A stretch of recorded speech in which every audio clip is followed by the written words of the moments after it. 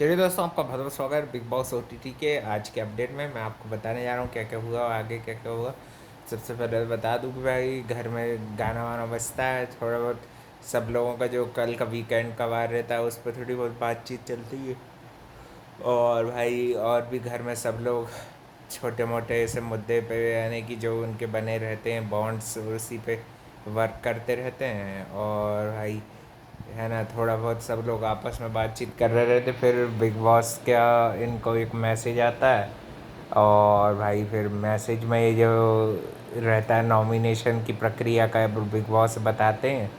और फिर भाई एक एक करके इनको ऐसे ऑड इवन ऑड पेयर में बना के एक एक करके सब आते हैं, है ना।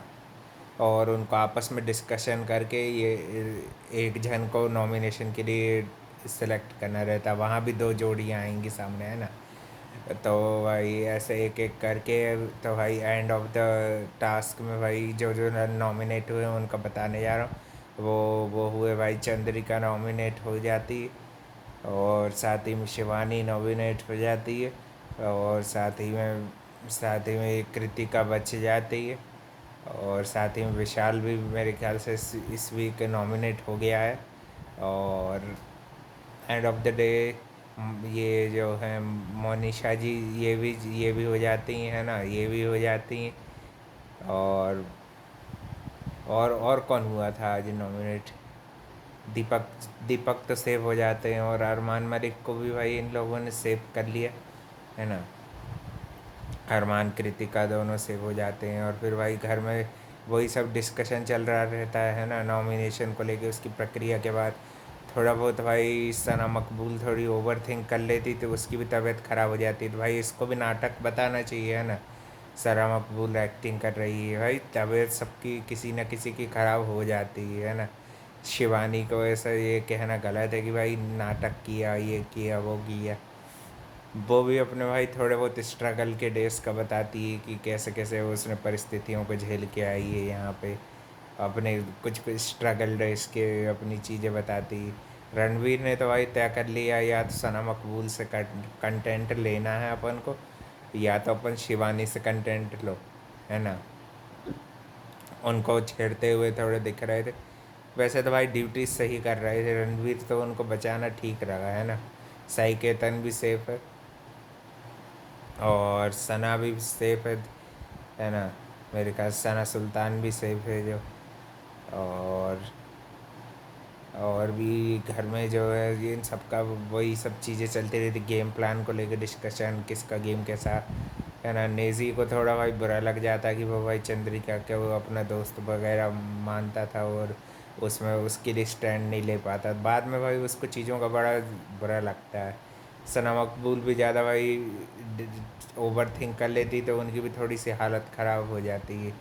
वहाँ भी किचन में भी थोड़ा बहुत कृतिका था भाई, कोई कंटेंट ही नहीं दिख रहा है उसका, बिल्कुल एकदम जैसे कि कंटेंट ही नहीं दे रही हो। और दीपक दीपक दीपक को भी भाई ज़्यादा हमें से आज कुछ ऐसा करते हुए नहीं देखे, थोड़ा बहुत हाल चाल ही ले रहे थे, है ना। और ये चीज़ देख के थोड़ा अच्छा लगा कि भाई अरमान भी थोड़ा बहुत वो उसका चालाकी और जो घटियापन का गेम है वो तो खेलता ही है। मगर भाई कभी कभी वो थोड़ी बहुत समझदारी की 1-2% बात कर भी लेता है। 98% तो वो पूरा फ्रॉडिया है, तो फ्रॉडिया वाली बातें करेगा, है ना। और ये लवकेश और विशाल भी ऐसे ही पुलिस की तरह ही हरकतें कर रहे हैं, कोई कुछ खास तो ऐसा एंटरटेनमेंट क्वेश्चन दे नहीं रहा है। अपन तो भाई शिवानी को सपोर्ट करना चाहिए भाई आप लोगों को।